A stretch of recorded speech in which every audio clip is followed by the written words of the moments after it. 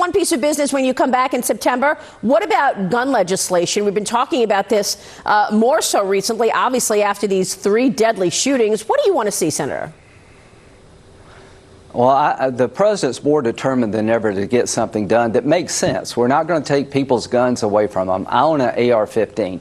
I lawfully own a gun. If you took my gun away, the bad guys are not going to give up their guns. It's the person with the gun that I'm focused on. We want to keep guns out of the hands of dangerous people who are hateful or mentally ill. The red flag legislation grants to states that have these red flag laws. The president's focused on that. Working with Senator Manchin, we can maybe enhance background checks. The guy in Philadelphia had been convicted like 6 or 8 times. How the hell did he get a gun to begin with? The guy in El Paso was on one of these white supremacist hate sites where they radicalize each other. We should shut those sites down. The guy in Dayton was kicked out of school because he had a rape list, a kill list. He was clearly violent. Why did that guy get a gun to begin with? So we're looking at protective order legislation, red flag legislation, grant programs to help states to hire mental health professionals for the cops to evaluate what cases to go to court, plenty of due process, and do something on background checks. I hope we act. I believe the president's going to lead us to a solution this time. You know,